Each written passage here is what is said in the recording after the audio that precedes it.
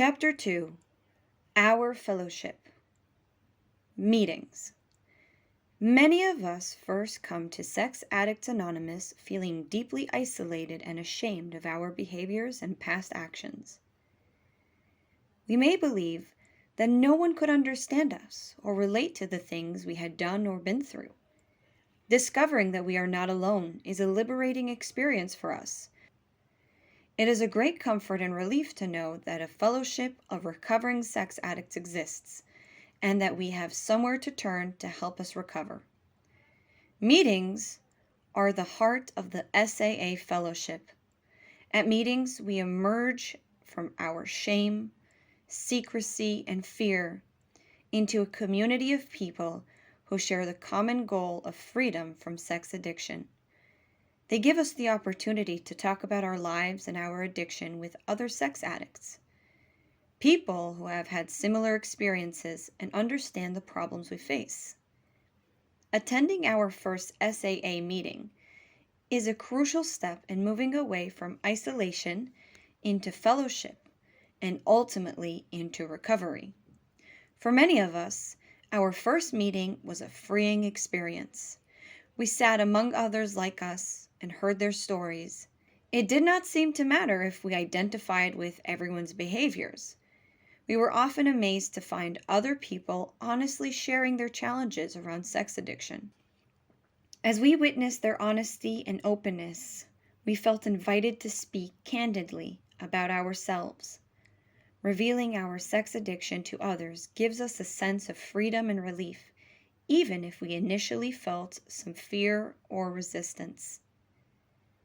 An SAA group consists of 2 or more individuals who, using the 12 steps and 12 traditions of SAA, meet regularly for the purpose of recovering from their addictive sexual behavior. At our meetings, we read SAA literature and share our experience, strength, and hope with each other, focusing on how the SAA program recovery works in our lives. SAA meetings are run by members. There are no professional or outside facilitators. We meet as equals, sex addicts helping one another to achieve sexual sobriety and to practice a new way of life. We all contribute to making our meetings places that foster our recovery and carry the SAA message to the sex addict who still suffers.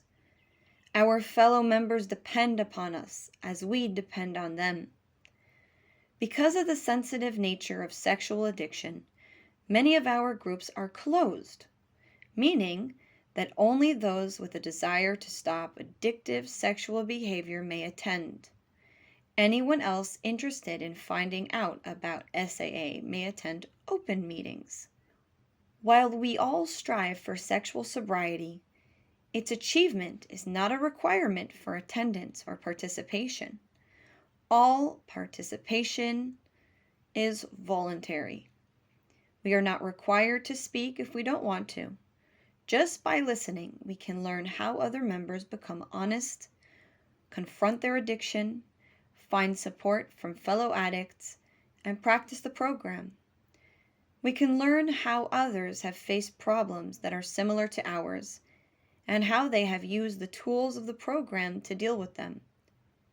Members can have any religious belief or no belief at all. All sex addicts seeking recovery are welcome. Many groups suggest that newcomers attend at least 6 meetings before deciding if the program is right for them. If we don't feel comfortable at a particular meeting, we can try another. It is suggested that we make attending meetings a priority in our lives. We need the support, encouragement, and sense of belonging that meetings give us in order to make the dramatic changes in our lives that recovery brings. As sex addicts, we are especially prone to isolation. Many of us act it out alone or in secret. Meetings are an important way of breaking this isolation. At meetings, we discover that we are not unique. If we listen to the experiences and feelings we have in common, we will find that we are more alike than we are different. At meetings, we learn that we can trust others to know who we really are and still be accepted by others. If there is no SAA meetings in our area, we can still find recovery through program literature, long-distance connections with other addicts, or eventually starting our own meetings. The idea of starting a meeting may seem intimidating, but someone took the risk to establish every one of the meetings we have today. Support is available from the International Service Organization of SAA and from other SAA groups. Over the years, our groups have developed different formats and customs. Although no detailed description is valid for all meetings, there are some general principles and guidelines followed by most groups. We listen respectfully to what others have to say and share our experience as it seems appropriate.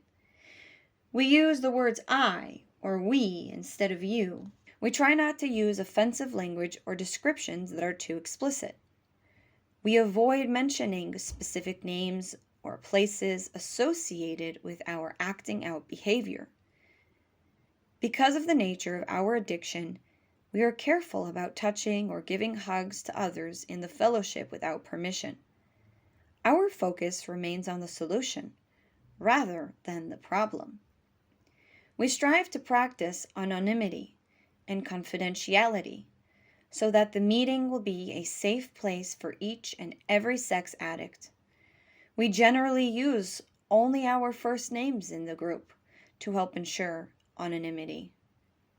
Whom we meet or what is said in a meeting is treated as confidential and is not discussed with non-group members. It takes some courage to show up at our first meetings. We may fear being recognized at a meeting by someone we know. This can be awkward, but it's helpful to remember that when we act it out, we risked consequences greater than any embarrassment we might experience at a meeting. Eventually, discomfort gives way to a sense of belonging and a feeling of relief that there are others like us. Meetings are places where we can drop our emotional defenses and get honest in a way we are rarely able to experience outside the fellowship. SAA is one of the very few places where we can talk candidly about our sexual behavior without fear of judgment or ridicule. Once we break our self-imposed silence, we are able to be more honest and to form stronger bonds with the members of our group. It is these bonds that enrich our recovery process. In time, we learn to trust our fellow members and to receive their trust in us. Many things happen in our groups that are important for recovery. We share our experience with each other, which reminds us that we have a common illness and that we are not alone.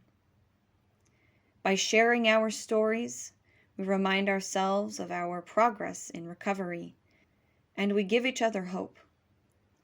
We recognize ourselves as we used to be and commit even more deeply to the changes we are making. Being open to the experience, strength, and hope of others can also give us new strategies and attitudes to try in our own recovery. We can take what works for us and leave the rest. At the same time, sharing our experience with others helps to reduce our shame and pain. Not only do other members understand the pain we are feeling, they are willing to help. We also learn specific tools to help us change our behavior and disrupt the compulsive cycle of sexual acting out and despair. We clarify what our abstinence is, what we need to avoid, and what we need to add to our lives in order to experience healthier sexuality. We also get support to do the hard things that will help us find the freedom we seek. When faced alone, these tasks can seem overwhelming. But with others of like mind, we discover a new courage and a new faith. Finally, we learn about the 12 steps of SAA, a program of recovery that provides freedom from the addictive sexual behavior and guides us in a new way of life. Sponsorship. One of the most vital aspects of the program is sponsorship. A sponsor is a person in the fellowship who acts as a guide to working the program of SAA, a fellow addict that we can rely upon for support. Ideally, a sponsor is abstinent from addictive sexual behavior, has worked the steps, and can teach us what he or she has learned from working the program. We can learn from a sponsor's experience, struggles, successes, and mistakes. Our sponsor can help explain program fundamentals, such as how to define our sexual sobriety. Most importantly, sponsors guide us through the 12 steps. If we feel like acting out, we can call our sponsor to talk about it.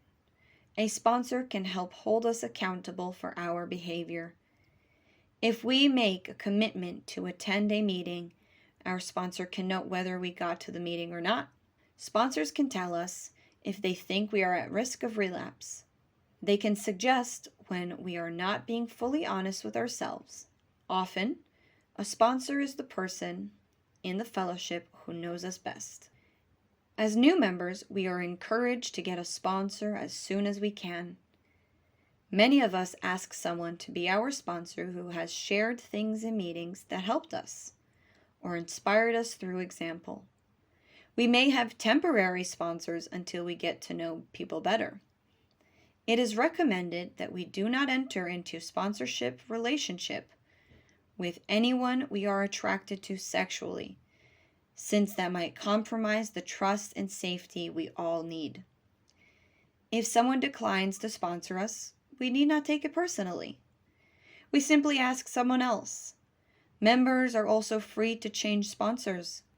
The important thing is to have and use one, because we can't keep trying to solve problems by ourselves. Sometimes it is hard to find a sponsor who has more experience in SAA than we have. This is often the case when the meetings in an area are fairly new. There are solutions to this problem. We can contact a member of the program with more experience who attends a different SAA meeting. We can maintain a long-distance sponsoring relationship by phone, email, or letter. We may consider entering into a co-sponsorship relationship with a program friend for mutual support. We can also ask a person who may have less experience in SAA but has experience working recovery in another fellowship. The sponsorship relationship is flexible. It is up to the sponsor and the sponsee to decide exactly how they will work with each other. We stay in regular contact with our sponsor, reaching out for support, guidance, and encouragement. As we work the 12 steps of SAA, our sponsor acts as an ally in our recovery, sharing the experience and wisdom of the program with us.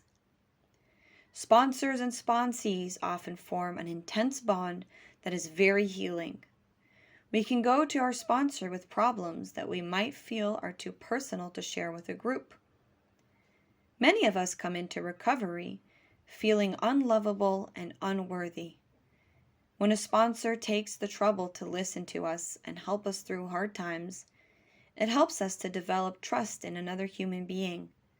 We begin to see that we are worthwhile and deserving of all the gifts that recovery can bring.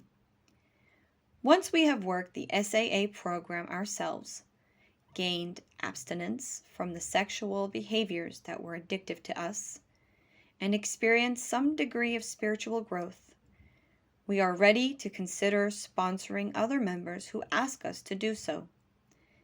SAA has no formal requirements regarding this decision. Most of us know that we are ready to sponsor when another member asks us, or when our own sponsor encourages us to take on a sponsee. We don't need to be experts about life or even about addiction in order to sponsor someone. We simply share the knowledge and experience we have gained from working the 12 steps and using the tools of the program that we pass on the wisdom we've learned from our own sponsor and others in the fellowship. We are not responsible for the decisions of our sponsees or how well they progress in recovery. All we need to do is be ourselves and share what we have, knowing that a higher power will take care of the outcome. Defining abstinence. Our goal when entering the SAA program is abstinence from one or more specific sexual behaviors.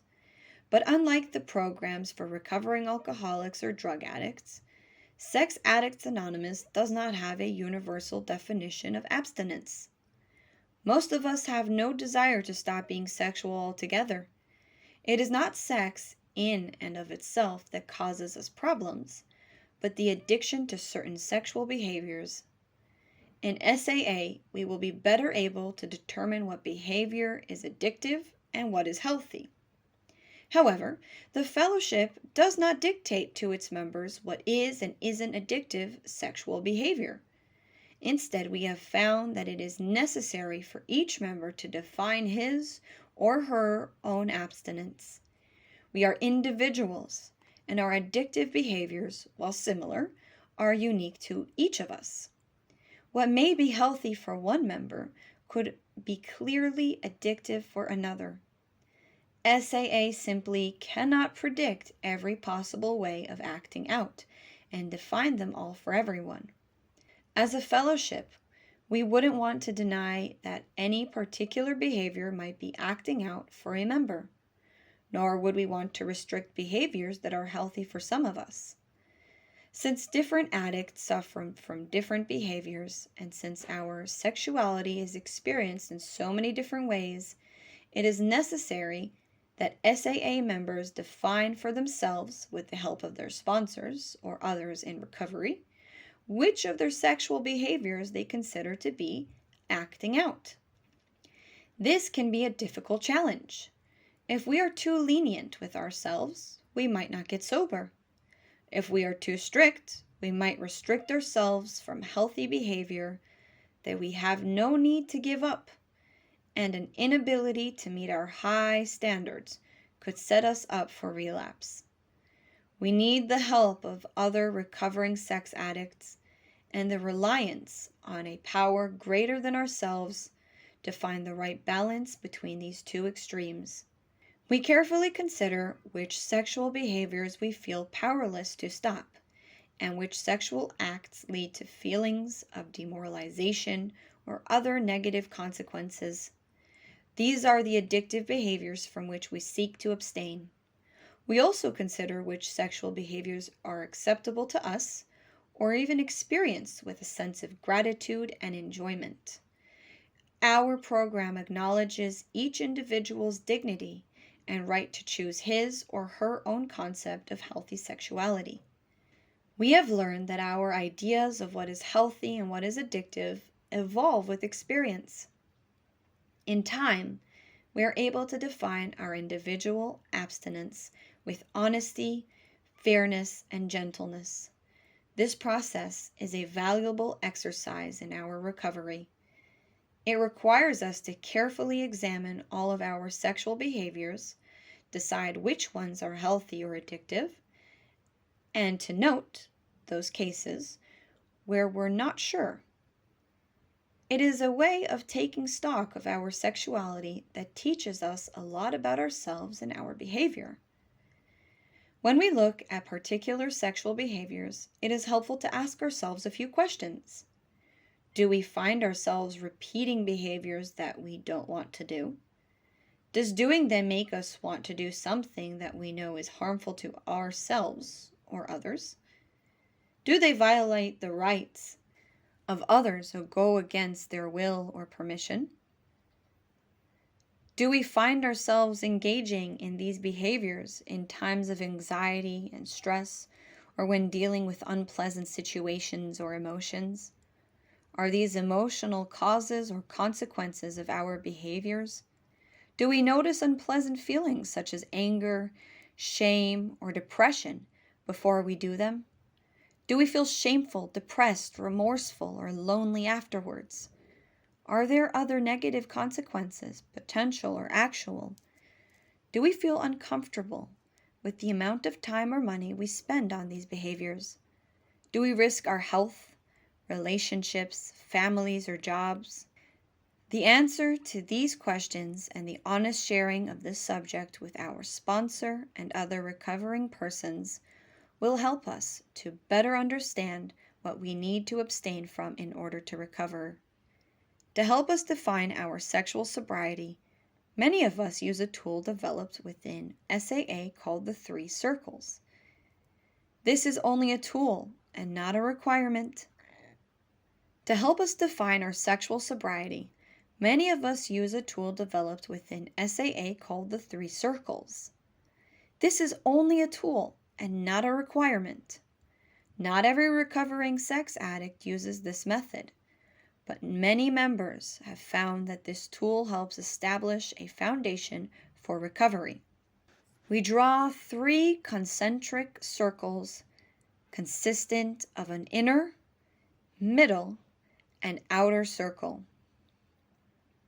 With the help of our sponsor or others in recovery, we write down various behaviors in each of the 3 circles.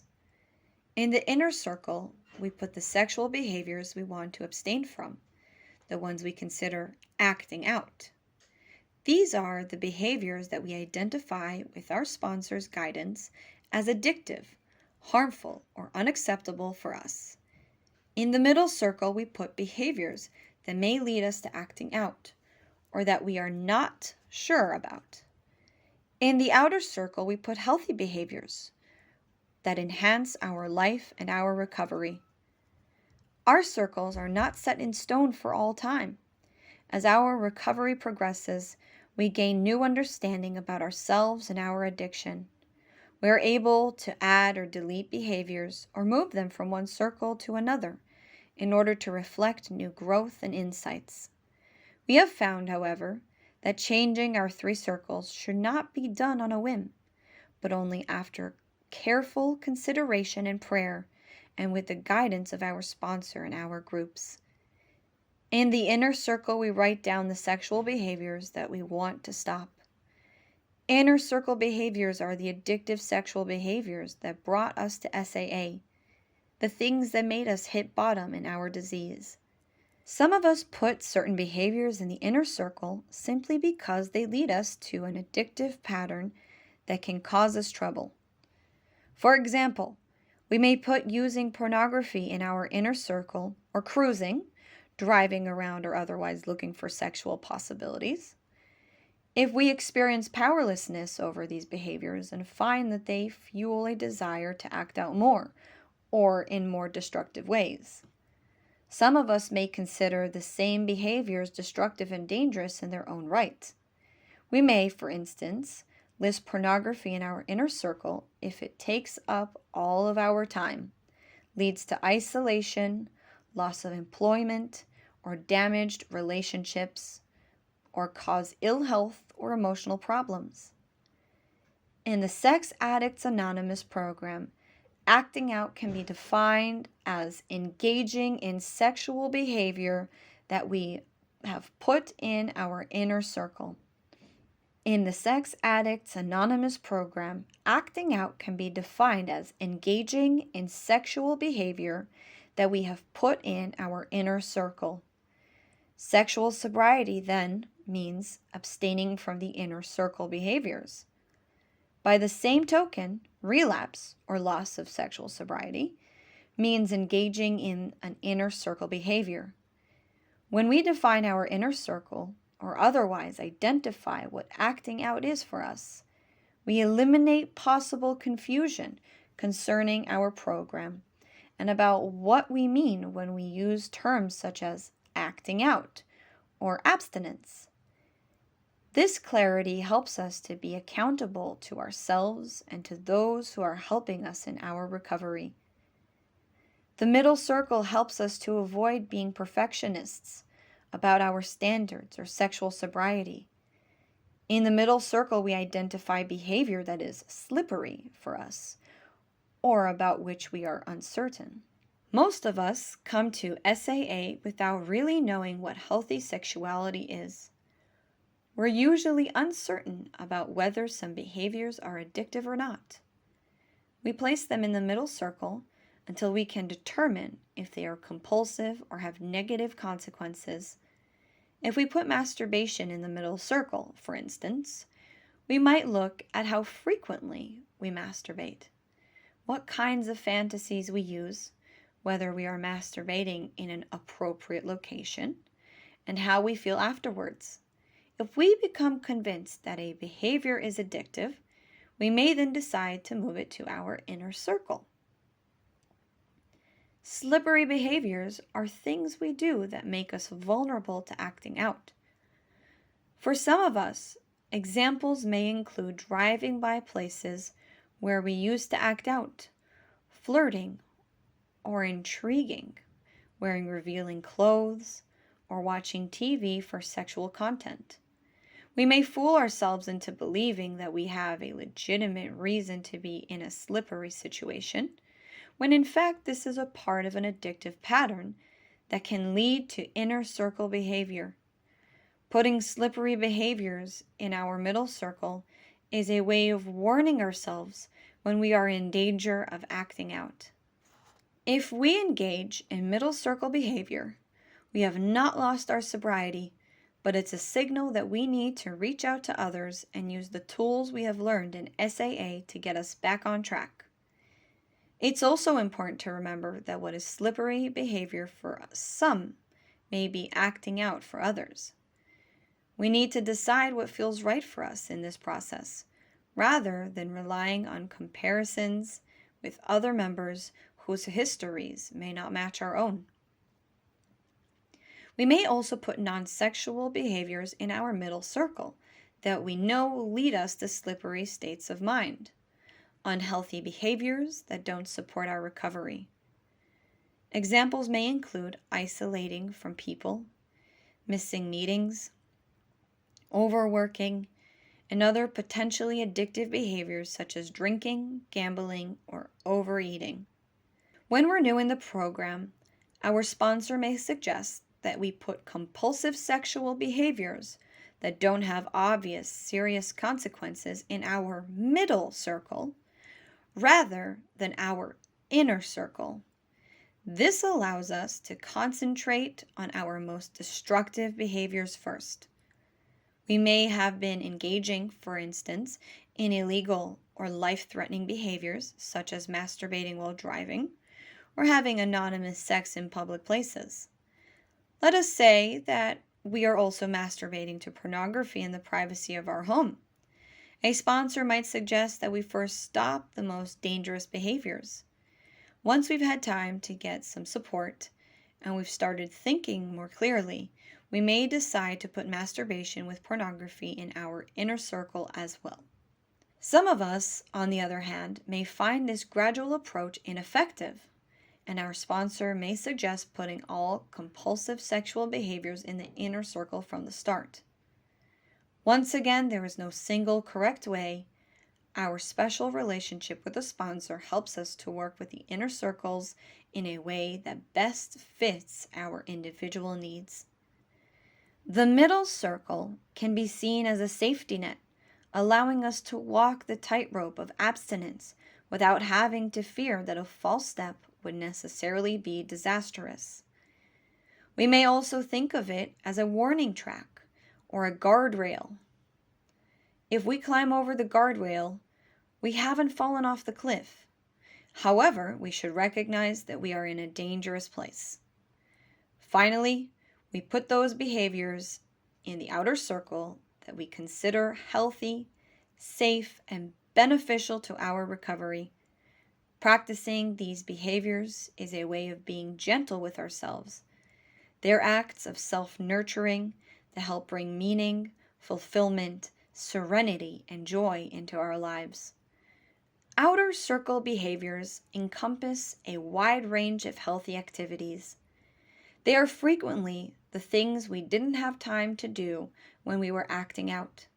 Examples may include working our recovery program, rediscovering hobbies we once enjoyed, playing sports and exercising, spending time with friends and family, socializing and making new friends in a safe environment, volunteering our time to a cause we believe in, or engaging in any other activities which make our lives more enjoyable and meaningful. Most of us also include healthy sexuality in our outer circle. Healthy sexual behaviors are ones we choose that enhance our lives, our recovery, our connection to others, and our spiritual life. Examples might include dating, safe and loving sex within a committed relationship, non-compulsive masturbation, taking a dance class, wearing attractive clothes, or enjoying affectionate touch. Throughout this process, it is extremely helpful to have the guidance of a sponsor or other more experienced members of the fellowship. Experience has shown that it is too difficult to sort through these issues by ourselves or to see through the denial that often obscures the truth about our behavior. With the help of other SAA members, we gain the awareness and sense of support that we need in order to move into recovery. Establishing our definition of abstinence helps us to answer the what questions that face us when we enter SAA. What must we abstain from? What are our goals? But the crucial how questions still remain. How do we get sexually sober? How can we live differently than before so that we stay abstinent? The answers to these questions are contained in our spiritual program of recovery, the 12 Steps of Sex Addicts Anonymous.